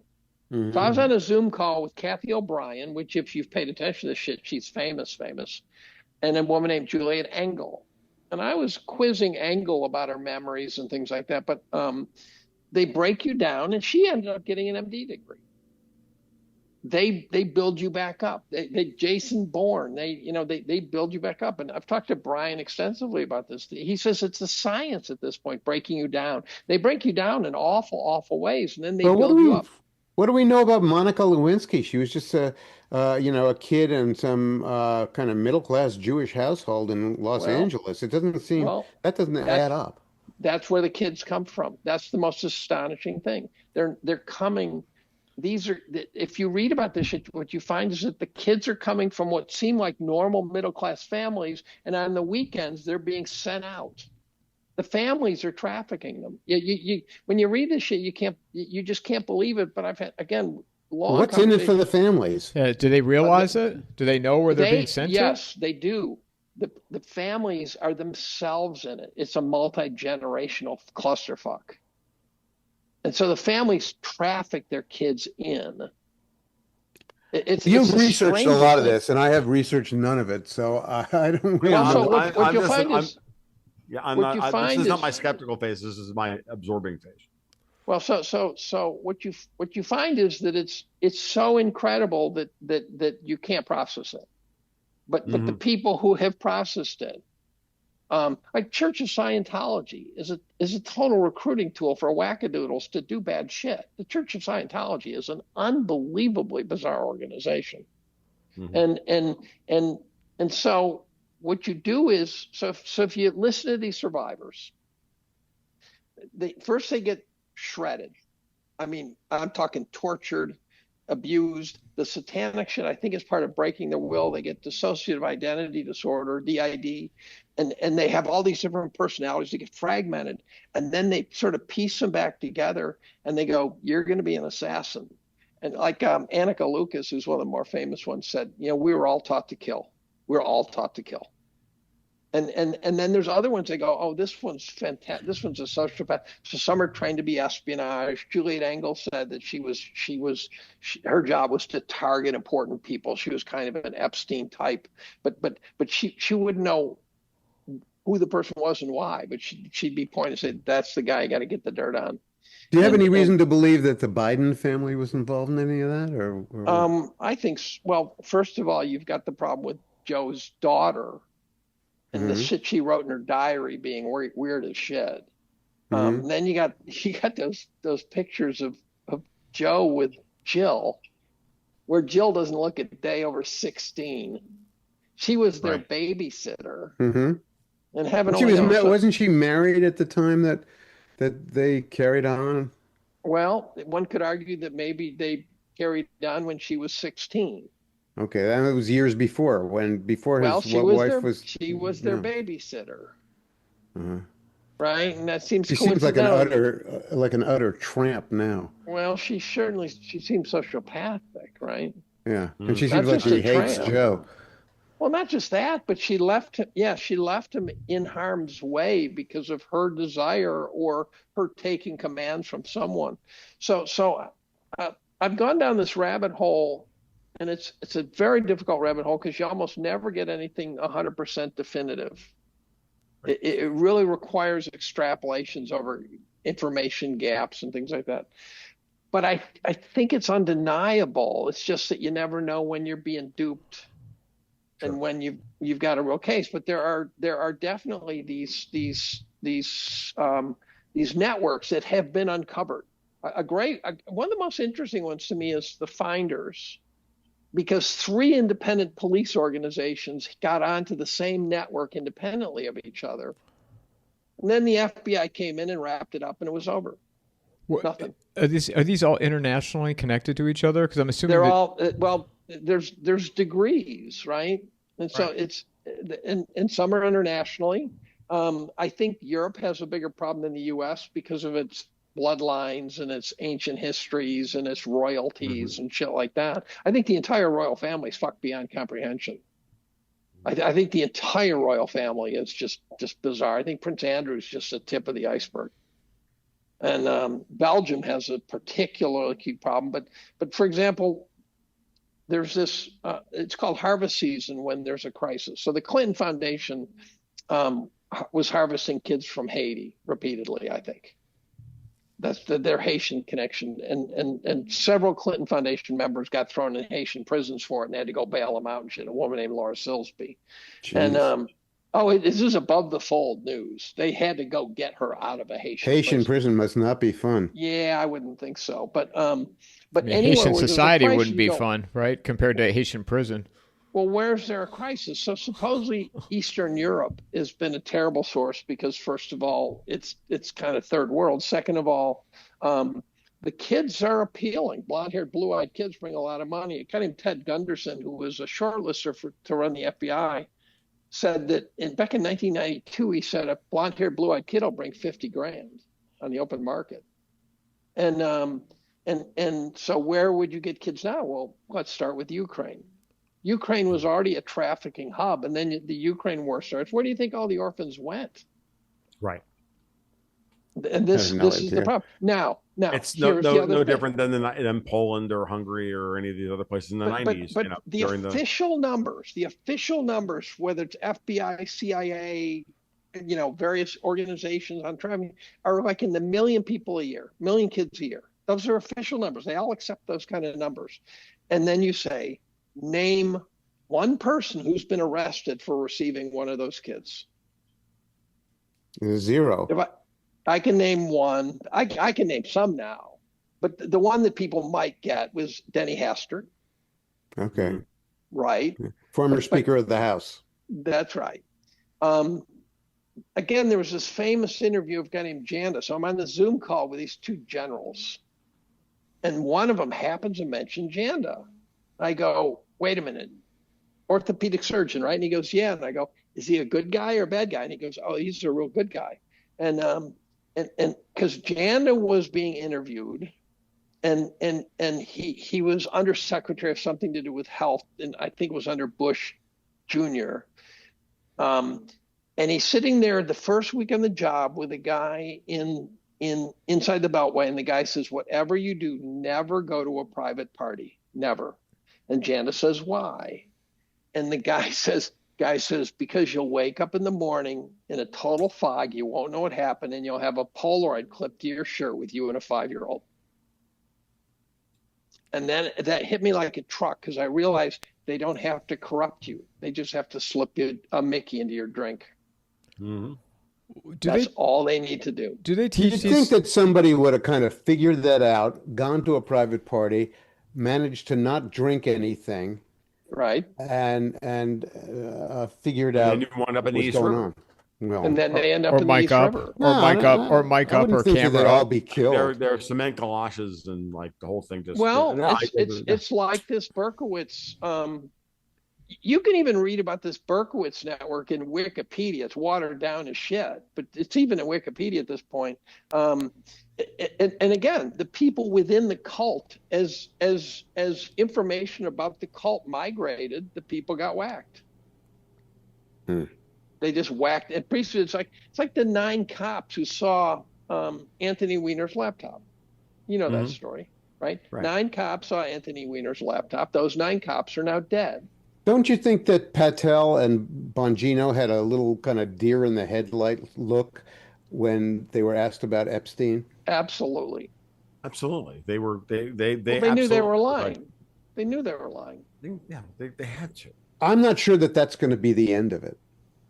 Me either. Well, I agree with that, but I still don't understand. Here's what I would do in that situation. Let's say someone said, look, I would say, look, obviously something's very screwy there. It's going to take years to figure it out, and then move on. Right? You don't have to say something patently stupid. Sure. Yeah, well, they're in positions where they can make things happen. And I wouldn't be surprised if they make some stuff happen about that, and that they're just, playing for time. I think that's part of this. And going back to all the things that I remember when I go, like, I'm one of my anti quote unquote Europe rants or whatever. What I'm really going on is an anti these people rant. What I'm really, it's like an anti these people rant. What Dave is just talking about, and that the way you ultimately you have to take apart these people's money systems, where they're constantly getting our money, or they're getting the ability to launder free money to them to do X. And so all of the things that we've talked about today are aspects of that dismantling. And one of the things that I think we should all remind ourselves of is that what Trump and Elon Musk said at the beginning of the administration: look, we're going to make mistakes. We're going to deport the wrong people. We're going to do this. We have to go at this with a shotgun and then ask for forgiveness later. And we're in a news cycle, and that is designed to highlight every mistake and radicalize people for every mistake. So they're going to highlight every mistake and ignore all the other stuff, because it's attacking, I think, all the stuff that Dave just talked about. You're surprised to the upside. The guy who's surprised to the upside is Rubio. Yes. Foam Party Marco. Who would have thought? He's very poised, very self-possessed, and a great fighter. And interestingly enough, it goes back to what Marco Rubio's prima facie evidence, in my mind, of somebody with what we call the manila envelope quotient. Someone is in control of the manila envelopes of Marco Rubio, that wasn't in control of them previously. Previously, these people were in control of the middle envelopes. Now Trump's in charge of them. For lack of, or what Trump is, you put air quotes around Trump, Right. what Trump represents. And that has freed Marco to now we actually get to start seeing in some way what the real Marco looks like. Yeah, who he is. And Well, I maybe think that's he's a chameleon, but I think he's gotten enough shark bites and he's got enough. I think he knows how to spar. Yeah, and one thing I was thinking when I was watching him in action this week, testifying in front of a Senate committee, is that let's face it, wasn't he formerly the chairman of the Senate Intel Committee for a while? And he knows the Senate Intel Committee. He knows how sinister it is. He knows what it was doing. He knows what Senator Mark Warner was doing behind the scenes, and I think he's out for blood with these guys. I hope so. We all hope so. And again, these are networks that are. I mean, when you start to talk about this stuff, in really historical context, you're talking about relationships and networks of people that are hundreds of years old. That's exactly right. So here's the way I describe this week. It hit me. You go down a rabbit hole, and Yep. you discover that you just hit Göbekli Tepe. Is he related to Vlad Tepes? No, that's Göbekli Tepe is this 10,000-year-old city underground, this huge labyrinth. Oh, you Right. got to look it up. Yeah, you've never heard of it's in Göbekli India. Tepe? I have. Never heard of it. Oh, Okay. it's this. This it's is this, important. It's this. Oh, it's very. You should. Sounds like a Tolkien invention. No. No. It turns out it's a huge underground city. In the olden days, our image is that they live up on castles on hills. No, they Yeah. went underground. How do you spell that? Göbekli.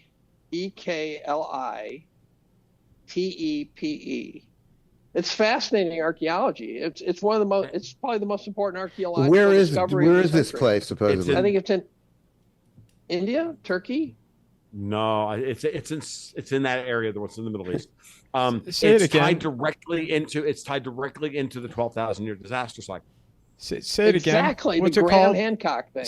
Spell it again. All Graham Hancock, Ben Davidson, all of that stuff. So Are, we get into are there physical ruins of it? Oh yeah. Oh yeah, absolutely. And interestingly enough, Joe Rogan had the leading Egyptologist on a couple of weeks ago, and that guy has been the biggest gatekeeper of the bullshit story that we built the pyramids by moving rocks on sleds, which interestingly enough, my wife is obsessed with this stuff as well, and so I've heard, I've been down this rabbit hole. This is one of the rabbit holes I've been down. This is the hydraulic engineering. Oh no, the whole what are the pyramids? What's going on? Why are there all these underground ruins? Blah blah blah.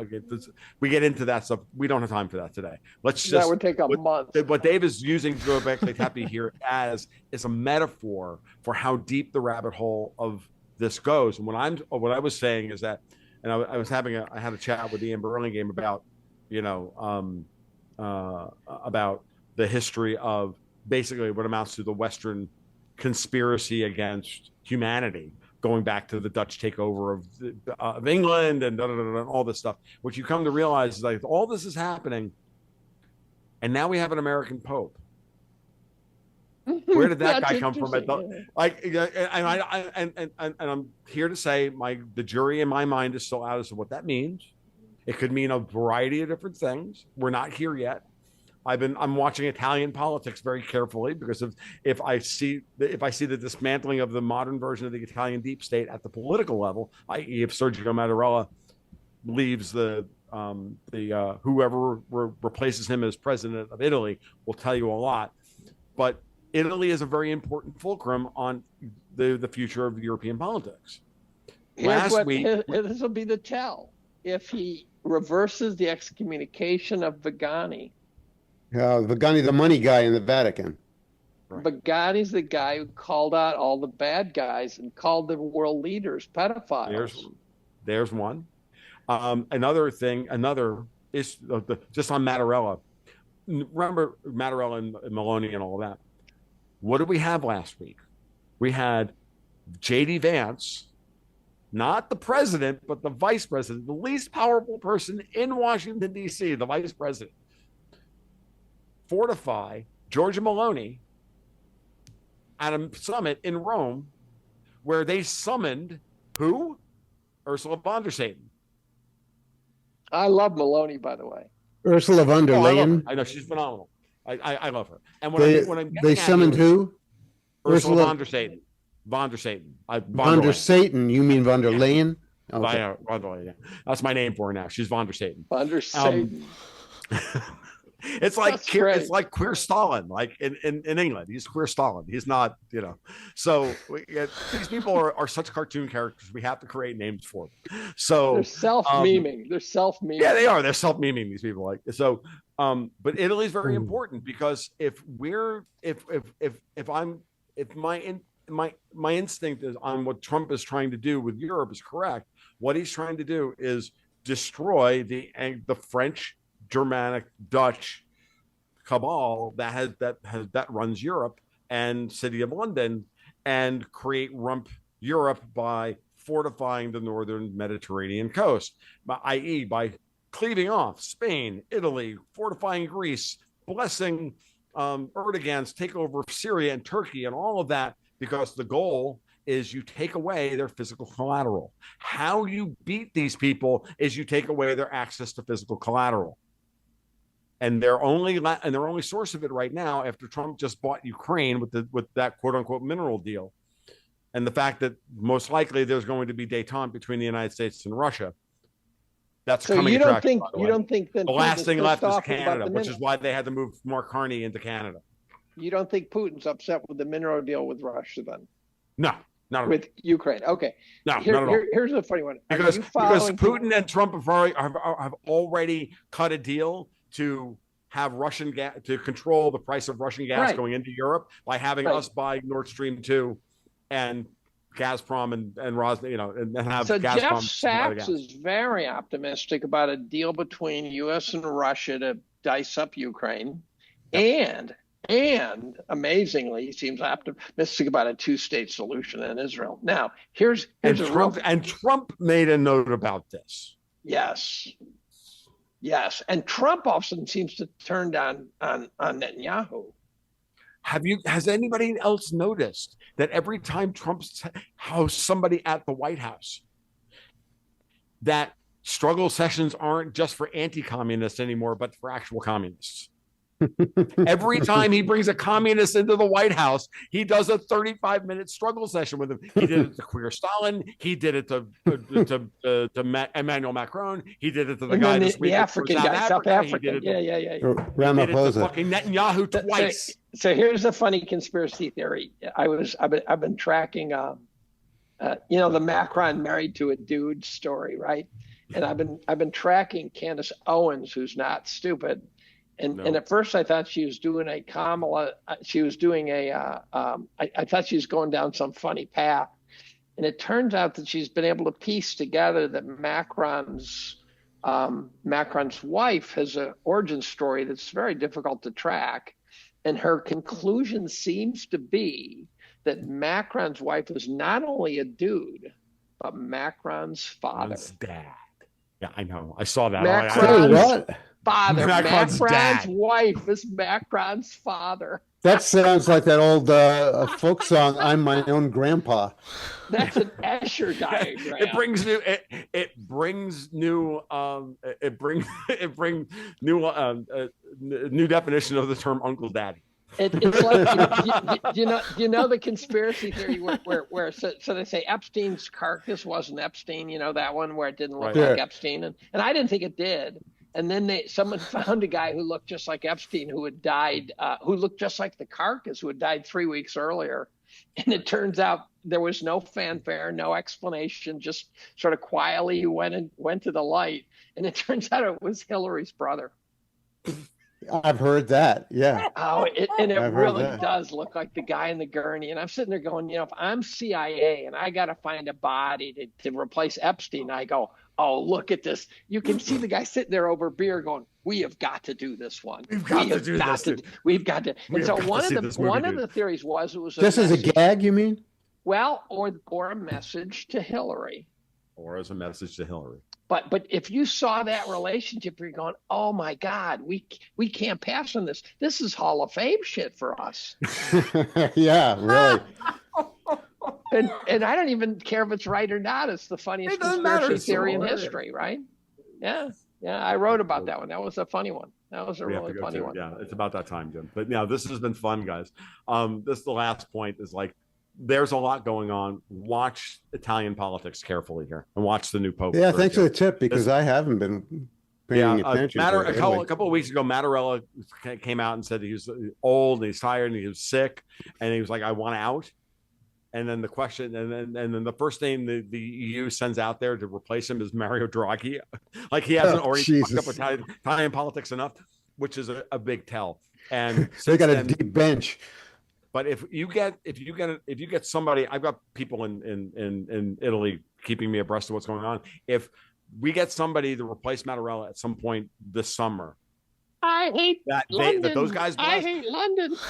then we know who's in charge in Italy, which is that Meloni is finally in charge in such a way that she can actually affect real change and change the political dynamic within the EU, and either upgrade Italy to be in charge, not France and Germany, or to set Italy up for the big escape. And as always, folks, dogs make everything better, even Dave's ugly Boston Terriers. You ever watch Meloni tear into Macron? I mean, it's beautiful. She tears him to shreds. And then there was this great meme that showed Meloni, and it had the sound effect was a race car going.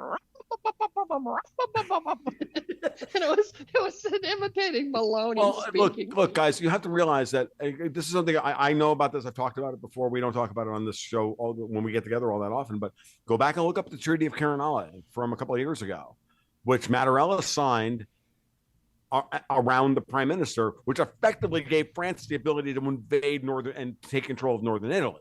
We talked about that one day. We did talk about that. Jesus.